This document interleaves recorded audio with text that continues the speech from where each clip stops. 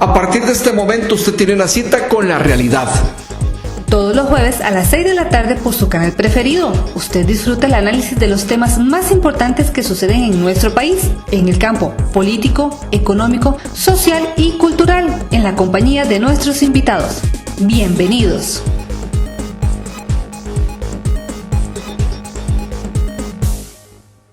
Buenas tardes, bienvenidos a un espacio más de TV Plus, como siempre con el análisis de los temas de actualidad sobre lo más importante que acontece en nuestro país.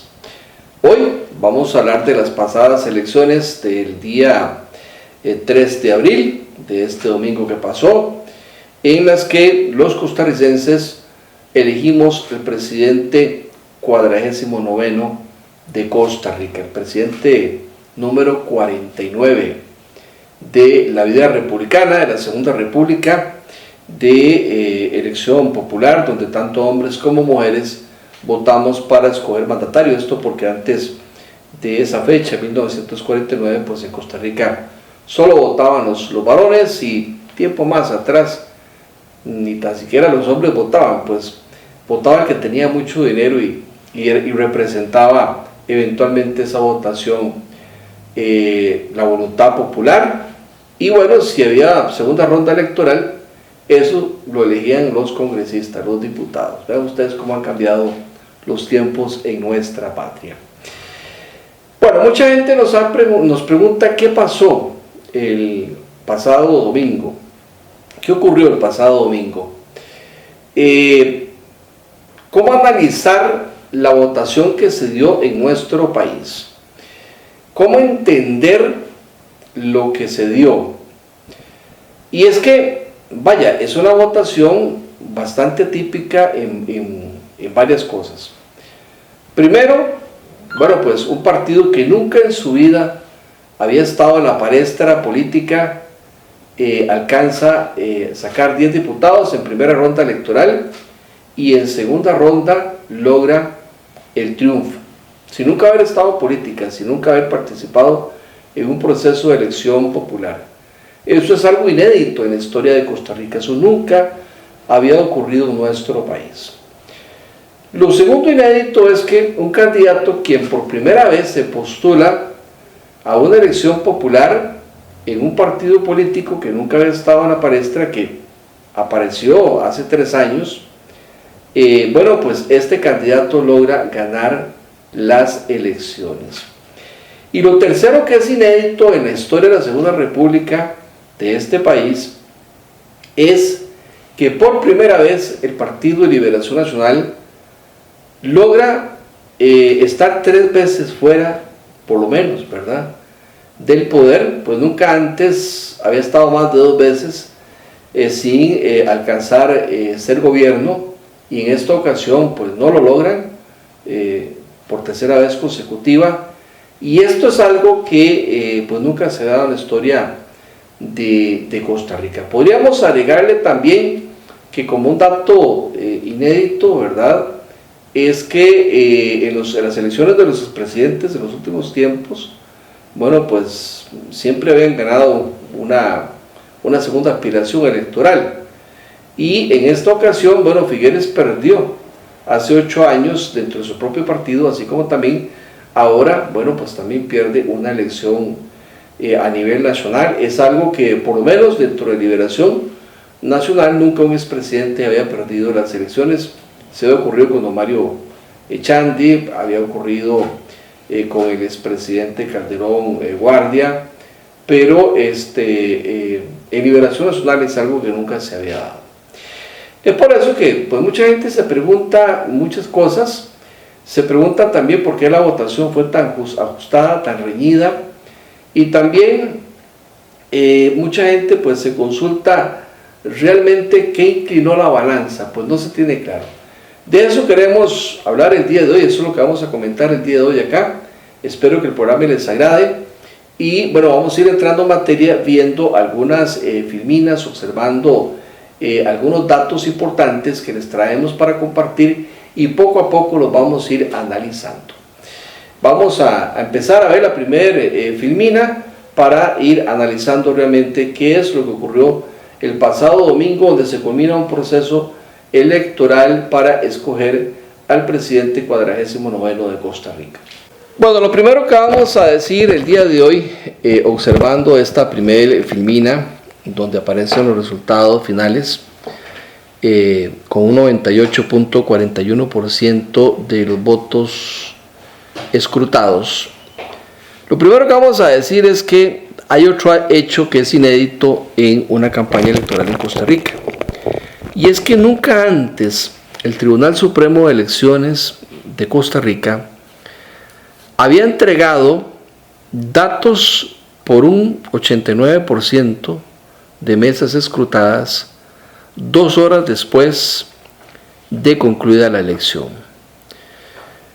La elección técnicamente en hora de Costa Rica terminó a las 6 de la tarde y para las 8 de la noche el Tribunal Supremo de Elecciones entregó datos contundentes, indubitables, donde ya nos aclaraba que ya había presidente electo 2 horas después, con un 89% de las mesas escrutadas. ¿Por qué decimos que ya quedaba claro que había presidente electo? Porque solo quedaban 11% de las mesas por escrutar. Y bueno, aunque no supiésemos qué tanta votación había en alguna de esas mesas, lo cierto del caso es que el porcentaje no era tanto de las mesas, sino más bien se refería un poco al tema de la votación. Entonces, pues difícilmente con una diferencia de 100.000 votos y faltando un 11% de mesas por escrutar, se podía tener claro que con una diferencia de 100.000 votos a favor de don Rodrigo Chávez, pues ya había un presidente electo que era don Rodrigo Chávez, ¿verdad? Y que ese número pues puede variar, ¿verdad? Esa diferencia puede variar, pero no tanto. Probablemente iba a ser una continuidad, ¿verdad? La proyección de la que se tenía para esa hora. Aquí yo debo de decir que yo felicito al Tribunal Supremo de Elecciones, pues esto era lo que ocupábamos desde hace muchas campañas atrás, ¿verdad? Que el tribunal entregara datos fehacientes, contundentes, indubitables y de forma inmediata, rápida. Para eso estamos en la era del internet, en la era de la sistematización, ¿verdad? En la era de la informática, en la era de los teléfonos inteligentes, ¿verdad? Y de los programas inteligentes. No entendíamos por qué años atrás, por ejemplo, la campaña de Oscar Arias, se tardaron casi un mes para decir que iba a ganar las elecciones, ¿verdad? Cuando quedó Oscar presidente la última vez. La verdad es que eso tiene que ser así de transparente, y entre más rápido, más transparente. Ya para las 9 de la noche teníamos un 94-95% de las mesas escrutadas, y para eso a las 10 de la noche teníamos el 98.41%.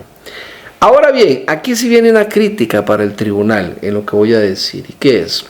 Bueno, el tribunal no debe quedarse con un 98.41% de las mesas escrutadas para hacerlo público. El tribunal debe decir, bueno, estos son los datos momentáneos del 100%. Yo creo que ese 100% puede darlos a eso de las 10, 11 de la noche, lo más tarde.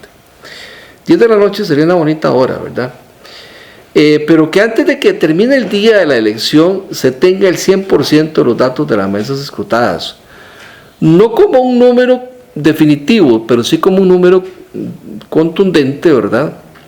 Donde uno pueda pensar que eventualmente por ahí anda el asunto. Puede ser que haya alguna apelación, puede ser que en alguna mesa hayan cambios, puede ser que los números cambien por decenas, por cientos o hasta por miles, pero no va a cambiar probablemente el destino final de la elección.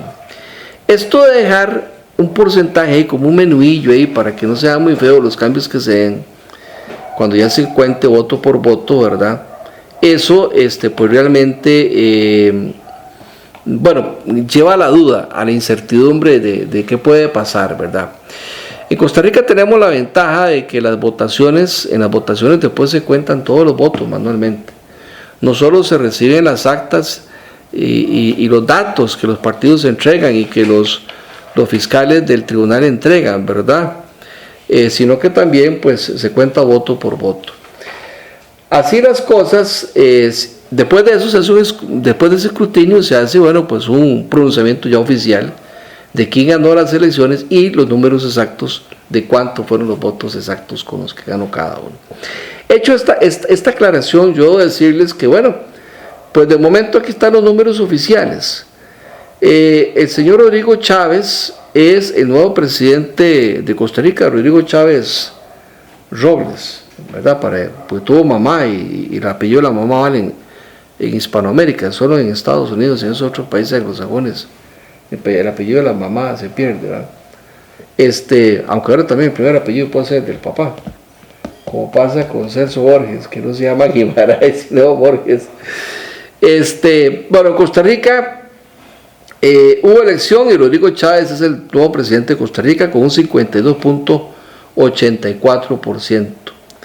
Esto para un total de 1.018.454 votos válidos emitidos para don Rodrigo, ¿verdad?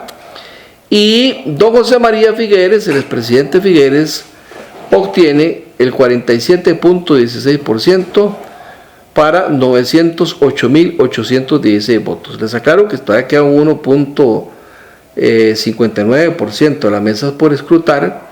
Estos números van a subir un poquito, ¿verdad? Unos cuantos miles, pero no mucho, ¿verdad?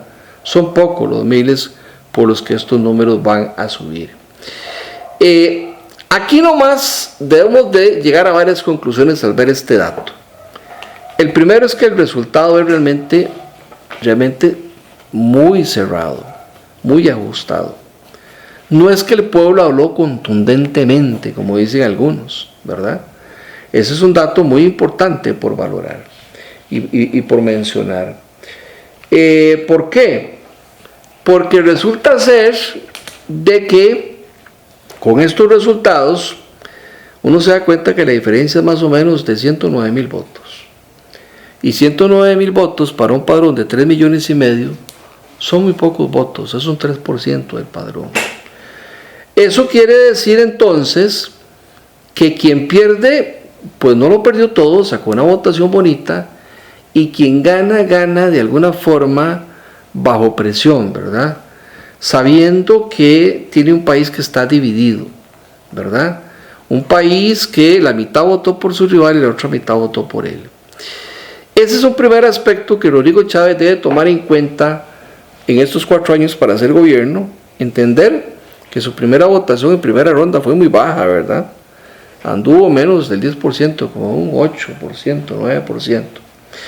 Y en segundo lugar, entender que en segunda ronda pues gana con una votación muy baja de un 29%, 28% del padrón electoral, pero además de eso que su rival se acercó mucho, a casi 1 millón de votos también, ¿verdad?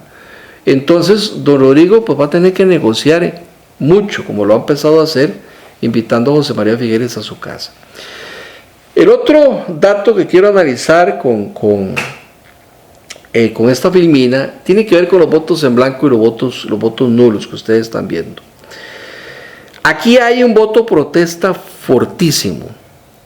Los votos nulos, a propósito, adrede, que la gente quiso marcar las 2 casillas, ¿verdad? No fue que son nulos como antes, porque la tinta se derramaba o algo así por el estilo, no.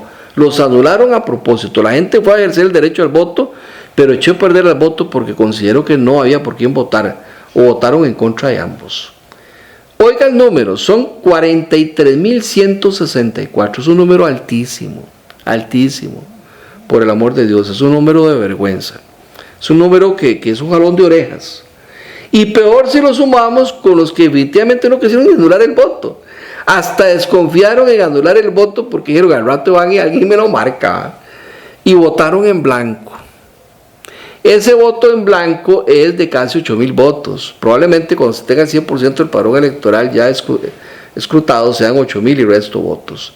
De momento llega a 7,796 votos, con un 98.41% de los votos escrutados o de las mesas escrutadas.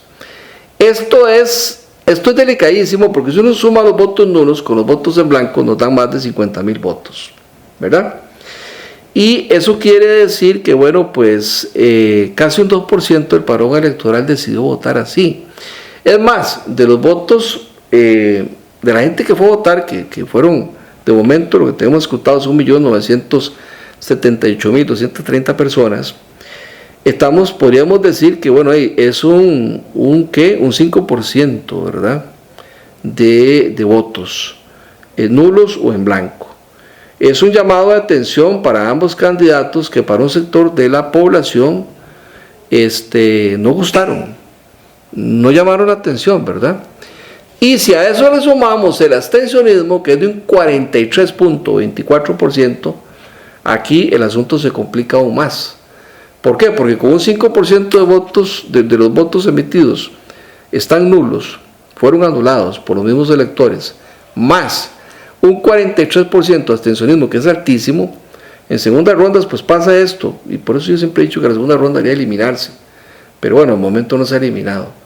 La gente en segunda ronda no le gusta ir a votar, pero si sumamos que la votación es muy similar a la que tuvimos en primera ronda, que también fue un 43%, para mí subió un poco más, en segunda ronda fue un 42.8%, algo así. Esto nos quiere decir de que hay mucha gente disconforme con el sistema político, con los candidatos, que eran 25 y ninguno les gustó, ¿verdad? No llamaron la atención, y por sobre todo con quienes llegaron a segunda ronda, pues no fueron atractivos por algún motivo o razón. Aquí no vamos a especular cuáles.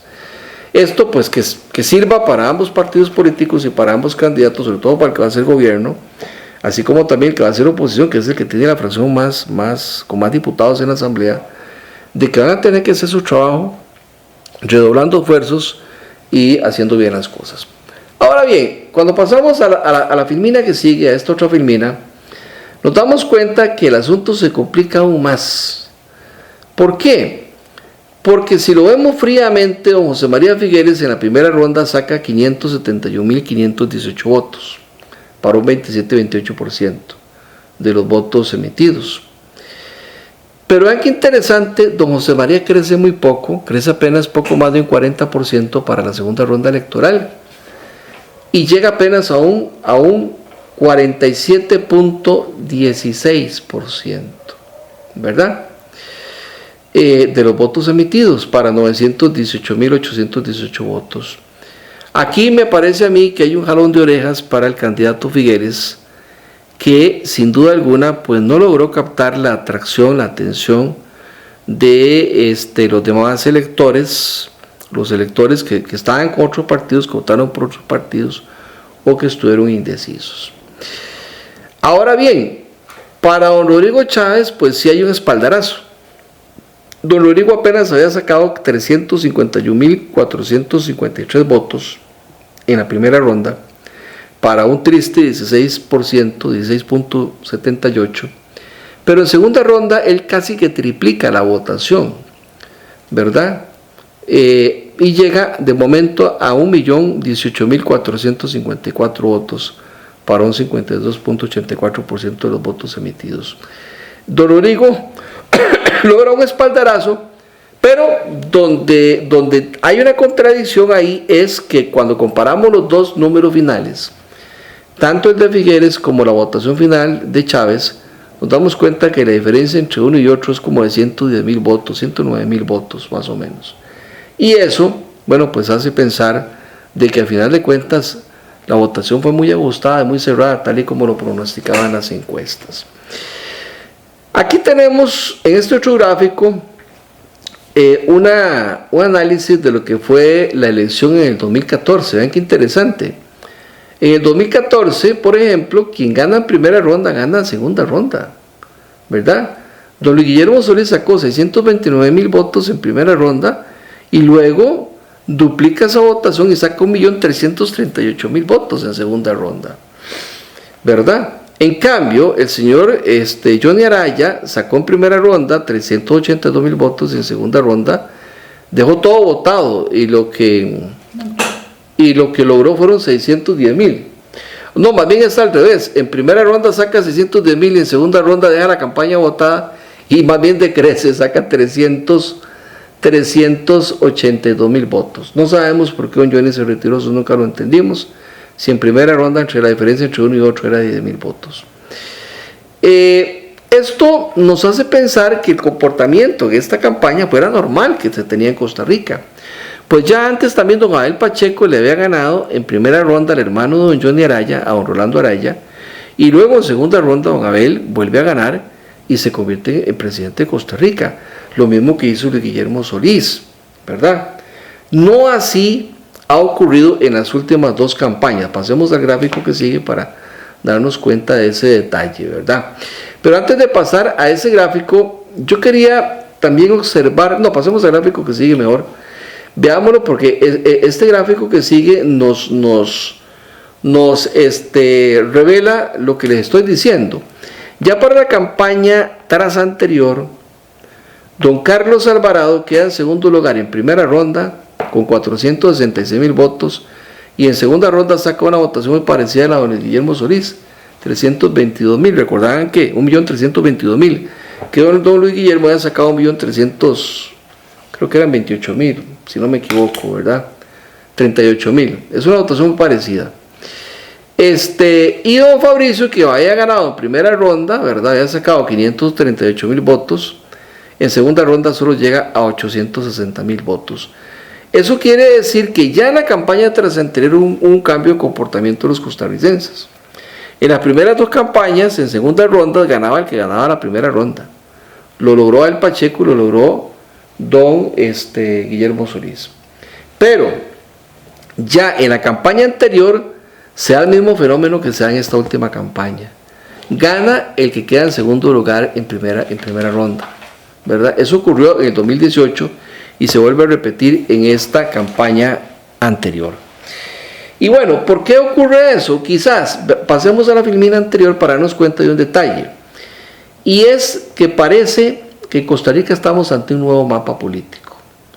Ya lo podemos ver en el 2014, ¿verdad? Cuando gana don Luis Guillermo Solís, de que aparece un PAC, que es un voto resistencia, un voto protesta, con 629,000 votos.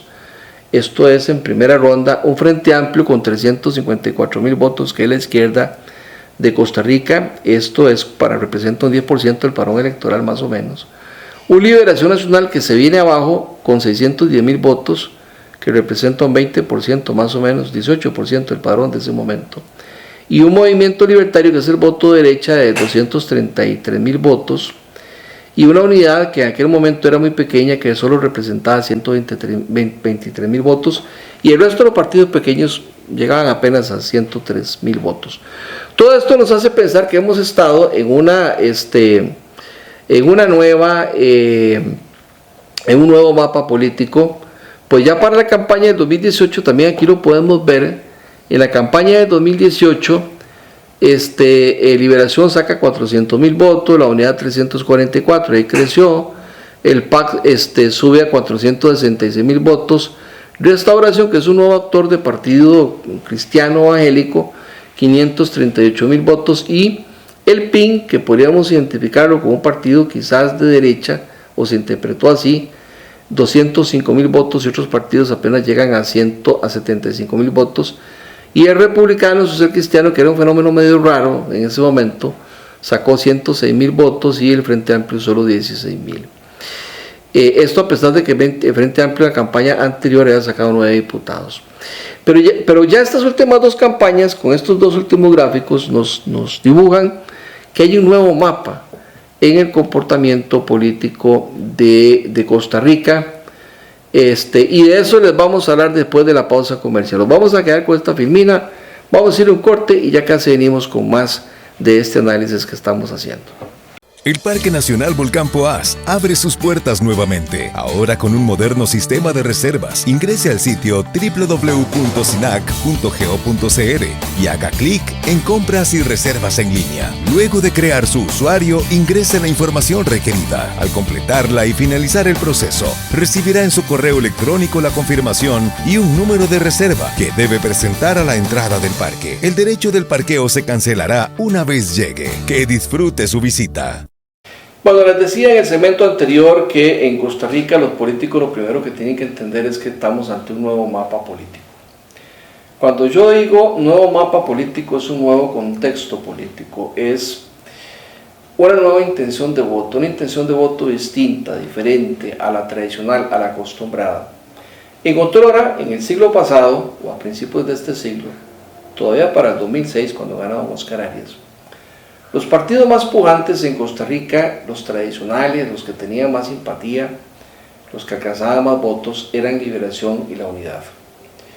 La izquierda quedaba muy rezagada con un 2, 3, 4% de intención de voto, y los demás partidos pues, no prosperaban, a lo sumo a sacar algunos diputados en el Congreso, como pequeñas minorías. Después de que se vino la detención de los expresidentes por los escándalos que hubo con el expresidente Calderón y el expresidente Rodríguez, ese hecho detonante marca una nueva coyuntura en la política costarricense. Y bueno, pues mantiene a Liberación 2 periodos en el poder. Y la Unidad Social Cristiana, si viene al suelo por completo, ¿verdad?, casi que desaparece como partido político. Creo que habían sacado solo 5 diputados después de que el expresidente Calderón estuvo en la cárcel. Pero bueno, Liberación logró ganar con don Oscar Arias, muy ajustado, una elección dificilísima, cuestionada, pero ganó. Doña Laura fue una innovación por ser la primera mujer presidenta de Costa Rica, obtuvo en primera ronda 800,000 votos, ¿verdad? Y ganó las elecciones. Pero viene otro hecho detonante que marca un nuevo mapa, y eso es lo que hoy queremos aportar en este espacio, tanto para los electores como para los políticos. Y es que después de los 2 periodos de Liberación, al no tener credibilidad ni empatía a la Unidad Social Cristiana, el costarricense vuelve la mirada a otras opciones políticas de derecha, de izquierda, de centro, progresistas o de protesta, como ustedes lo quieran ver, pero a eso volvimos la mirada. ¿A qué volvimos la mirada? Al Partido Acción Ciudadana, el partido que en primera ronda queda en primer lugar, don Luis Guillermo Solís ante don Rolando Doñón Araya, y en segunda ronda pues un partido que no era Liberación ni La Unidad después de la Segunda República del año 49 logra alcanzar el poder. Bueno, pero eso se repite también hace 4 años entre don Carlos Alvarado y don Fabricio Alvarado, donde ni tan siquiera Liberación y La Unidad logran colocarse en segunda ronda electoral, ¿verdad? Eso quiere decir que desde hace 8 años estamos ya con un nuevo mapa político. Hace 16 años había cambiado el mapa, hace 8 años tenemos otro, y este que tenemos continúa hoy en vigencia. Pues resulta ser de que en este momento Liberación vuelve a estar en una segunda ronda electoral, pero pierde con un partido desconocido. Y pierde con un partido desconocido porque pareciera que ahora el mapa es otro. Veamos cuál es ese mapa y veamos por qué yo hablo de un nuevo mapa político en Costa Rica, que no sabemos cuánto va a durar, solo el tiempo lo dirá. Lo que sí sabemos es que, por lo visto, ya lleva casi una década y, cuidado, esto puede durar un periodo de 20 o más años. Veamos. Bueno, aquí podemos ver cómo para la votación del año 2018, Costa Rica tiene un nuevo mapa político, ¿verdad? Que yo diría que arranca más bien en la votación del año 2014, ¿verdad?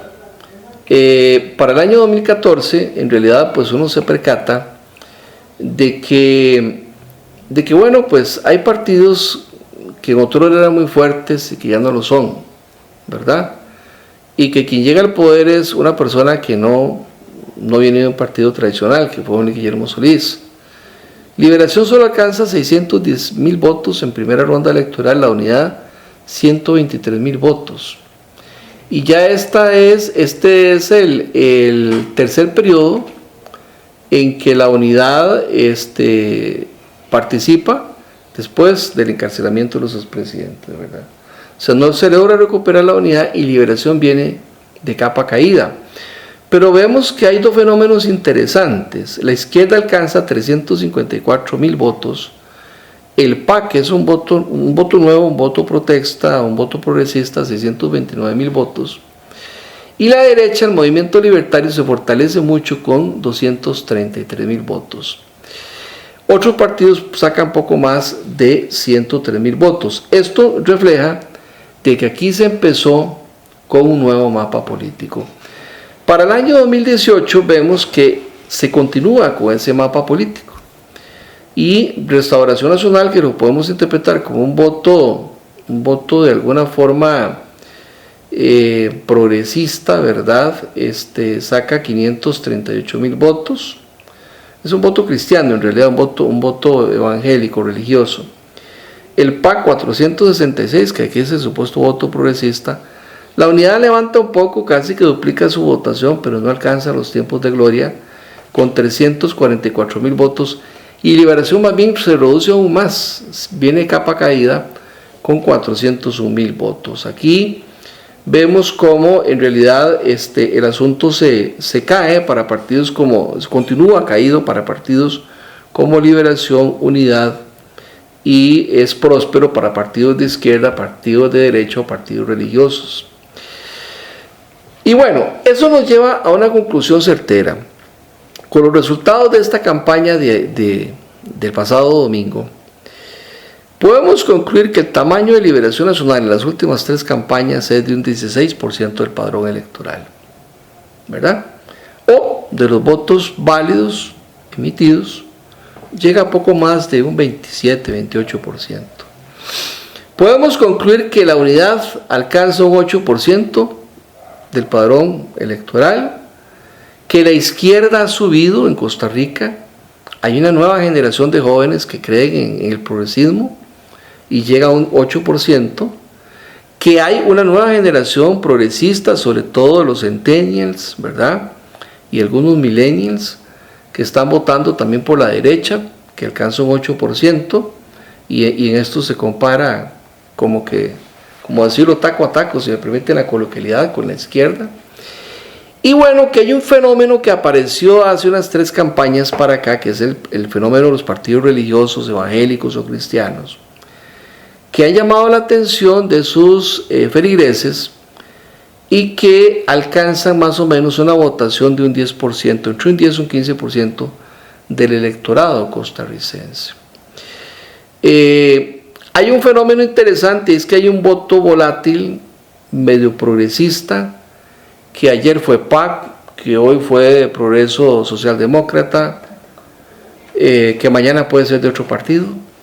Es una votación de unos 350.000 electores que andan de partido en partido viendo opciones, que no se identifican con nadie y que están poniendo y quitando presidentes, que es más o menos un 10%.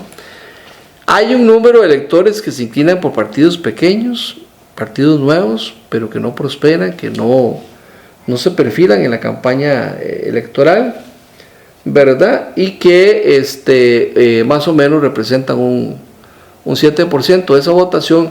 Y el abstencionismo aquí lo pusimos en un 33%, que ha sido como a la media en las últimas 4 o 5 campañas, aunque por lo menos en las últimas 2 ha crecido un poco, porque en la campaña de hace 4 años anduvo como un 38%, esta vez en un 42%, que lo asumimos que fue por un fenómeno pandemia, y en esta última de segunda ronda, al igual que la vez pasada, llega también a un 43%, que es un número altísimo, muy alto, y que hay que estudiar porque podríamos pasar un 45, un 48, y ya una elección donde está votando apenas la mitad o poco más de la mitad de la población es muy poco creíble, ¿verdad?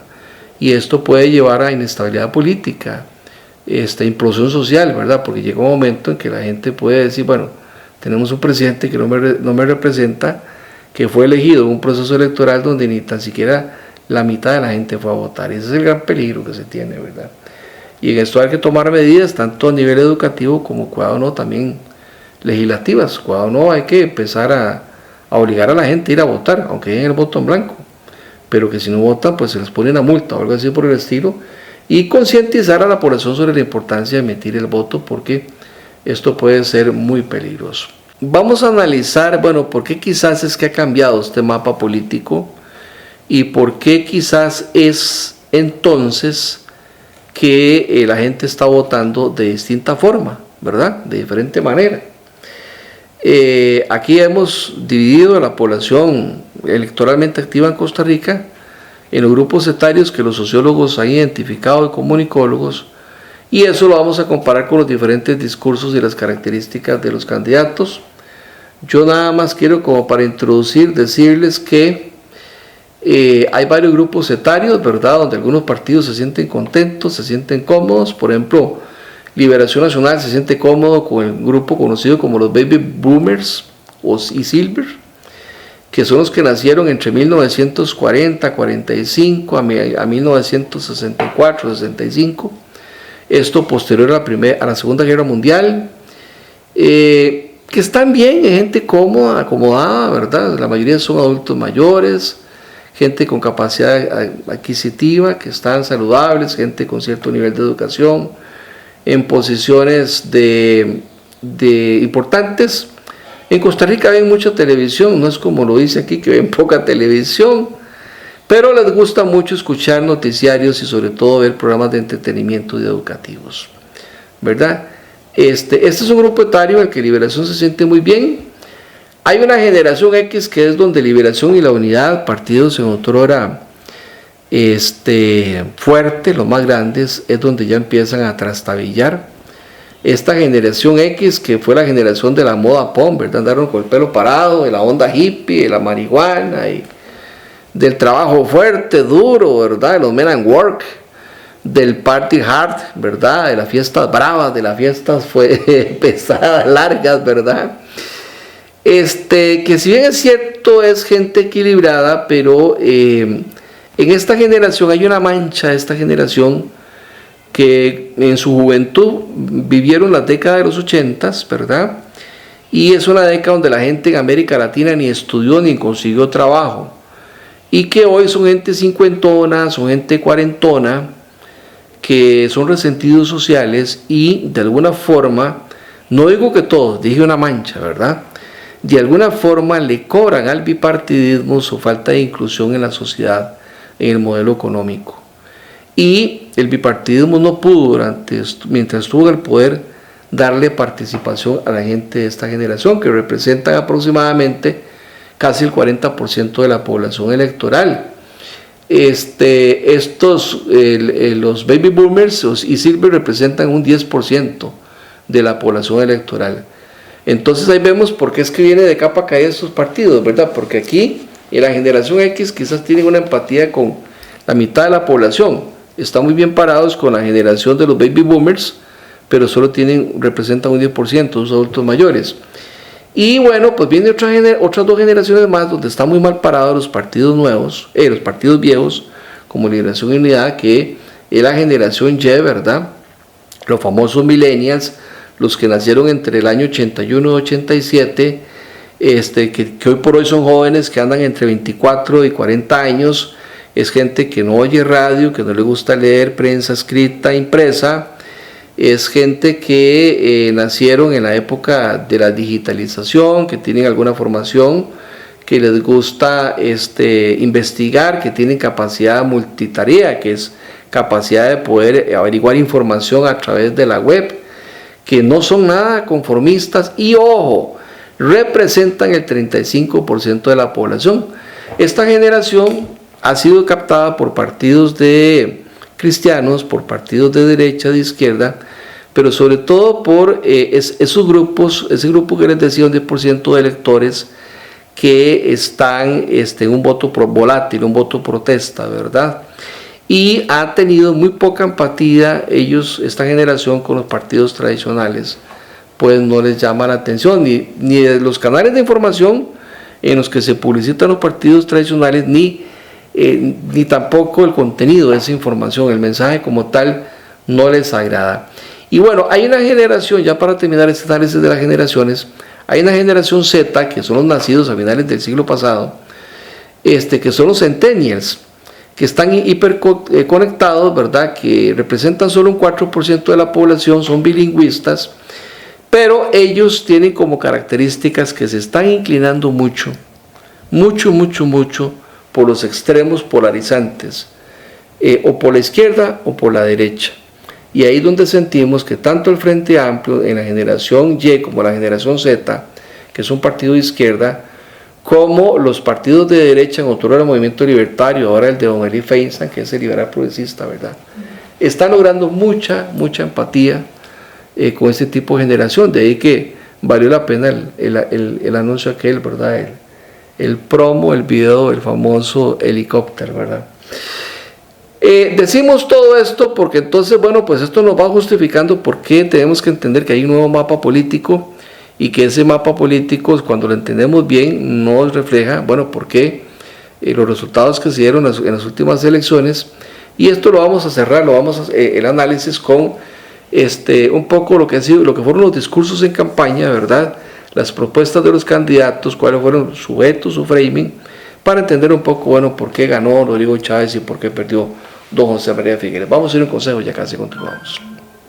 El Parque Nacional Volcán Poás abre sus puertas nuevamente, ahora con un moderno sistema de reservas. Ingrese al sitio www.sinac.go.cr y haga clic en Compras y Reservas en línea. Luego de crear su usuario, ingrese la información requerida. Al completarla y finalizar el proceso, recibirá en su correo electrónico la confirmación y un número de reserva que debe presentar a la entrada del parque. El derecho del parqueo se cancelará una vez llegue. Que disfrute su visita.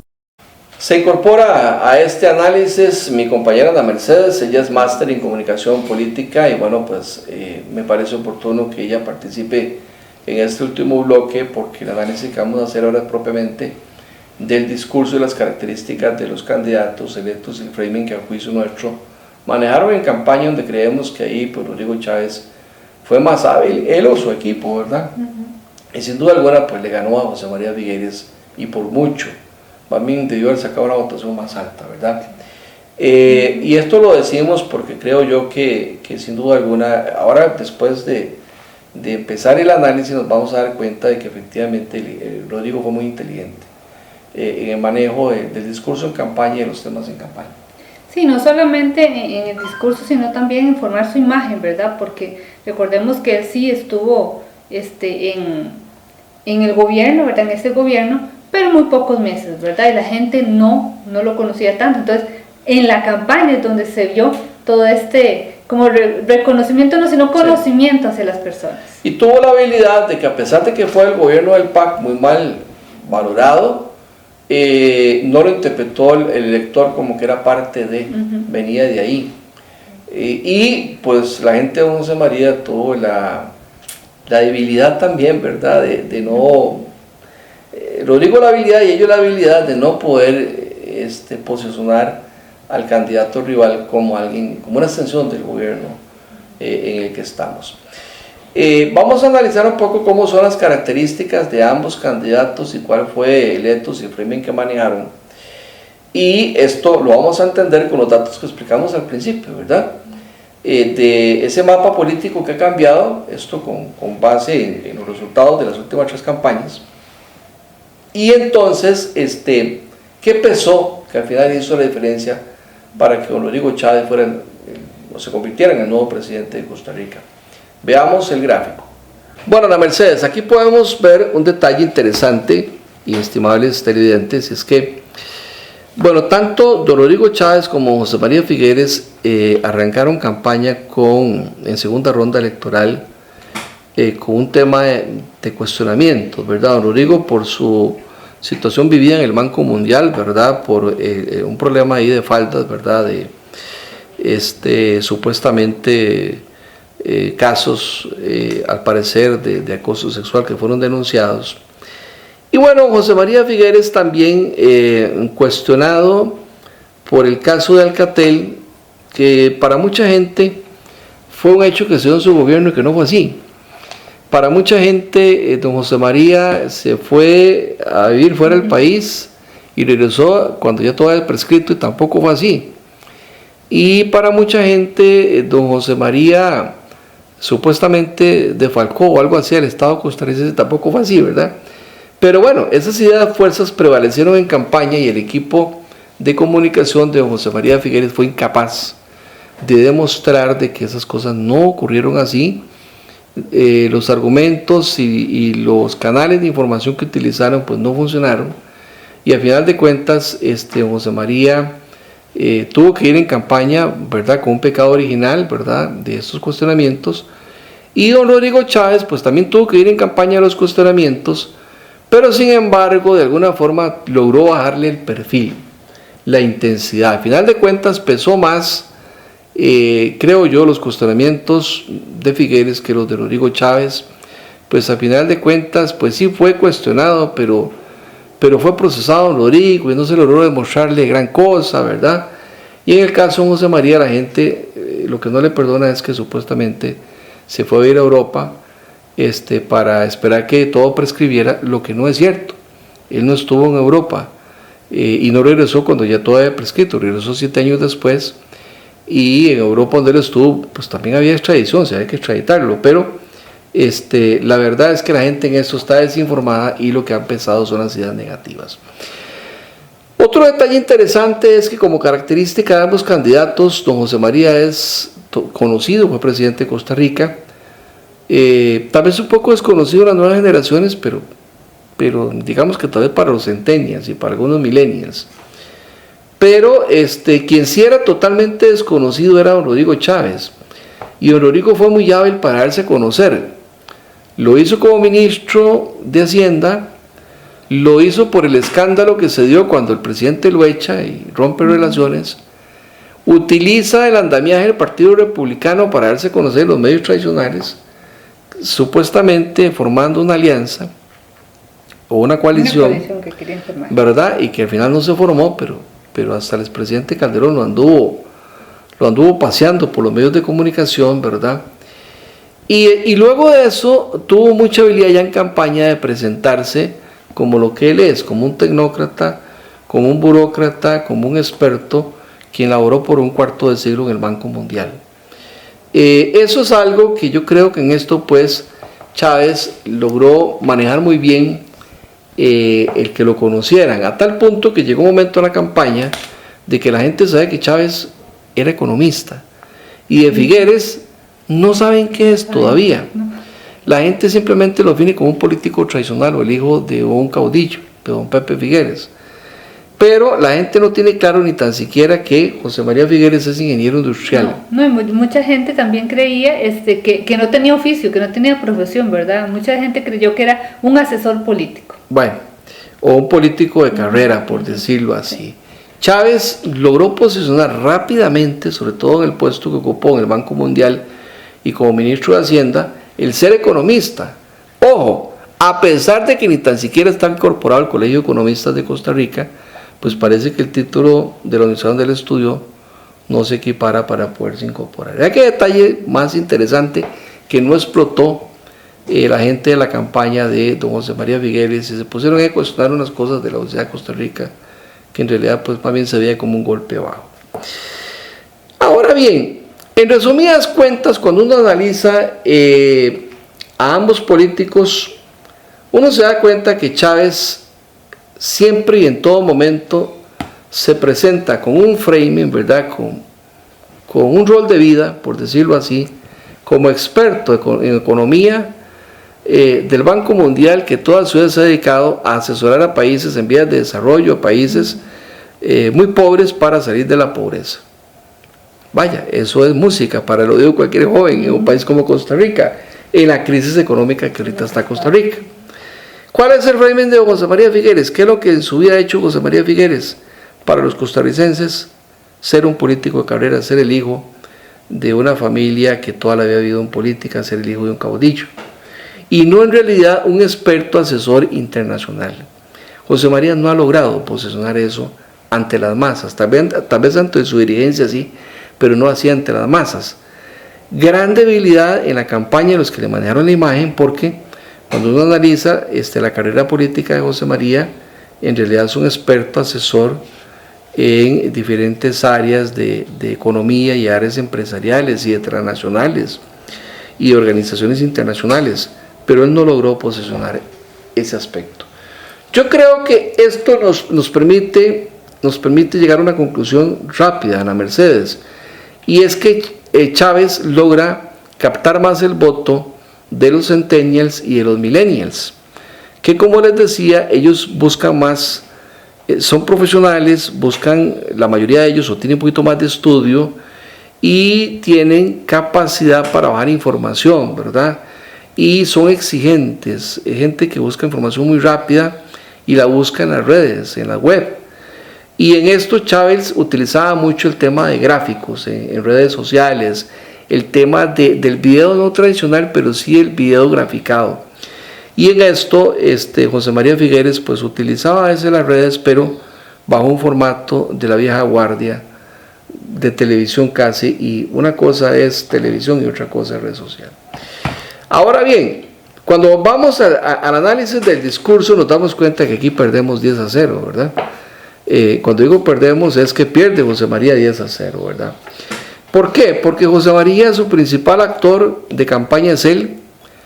Medianamente utiliza a la esposa, que es muy poco conocida, sobre todo en el campo de gestión pública o privada, aunque sí es una mujer preparada, pero poco conocida. Chávez es muy hábil, utiliza a Pilar Cisneros, además de él, para sus mensajes en campaña, a pesar de que Pilar no va a estar en su gobierno porque lo que era candidata a diputada y ni tan siquiera formaba parte de la papeleta presidencial. Ahí Chávez le gana por goleada a Figueres en ese detalle. Otro detalle es que mientras Chávez habla de bajar el costo de la vida y bajar el costo de la canasta básica, José María Figueres se focaliza en la vieja guardia de que bajemos 100 pesos a la gasolina. La gente no cree mucho en eso porque hoy baja, mañana sube. O demos unos bonos de vivienda que la gente sabe que seguirán siendo pobres aún así. Y en esto pues parece que Chávez le gana la carrera conquistando a los sectores más humildes del país. En cuanto a la educación, casi que lo que proponen ambos es el bilingüismo y en eso empataron, por los dos lo propusieron.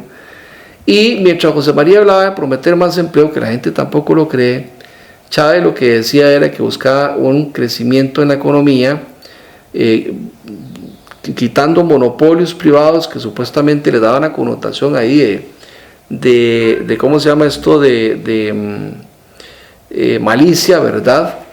Y bueno, pues a Chávez sí le creyeron porque era un experto en eso en el Banco Mundial. Chávez también hablaba de eficiencia en la salud, mientras que José María tal vez trataba de meterle miedo a los empleados en el sector salud cuando Chávez dijo que eran empleados que llegan a laborar con pijamas. Y bueno, en cuanto a los pensionados, a los baby boomers, Chávez fue muy habilidoso. Atacó las pensiones de lujo, negándoselas a José María y dejando entrever que esos 65,000 personas que no tienen empleo, que no tienen pensión, ¿verdad?, que hoy son adultos mayores, con la plata que iba a bajar de las pensiones de lujo, que había impuesto Liberación en la Unidad, pues él se las iba a dar a este otro sector. Y bueno, pues ahí sin duda alguna fue una apuesta en la que ganó. En cuanto al ataque a la corrupción, bueno, era más creíble pues que Chávez pudiera ofrecer algo, pues es desconocido, que no alguien conocido, y que cuando estuvo en el poder no logró resultados, igual en el tema de la seguridad. Y en cuanto a los precios del maíz y el arroz y agroquímicos, fueron como ejemplos puntuales donde Chávez hizo creer que iba a bajar el costo de la canasta básica.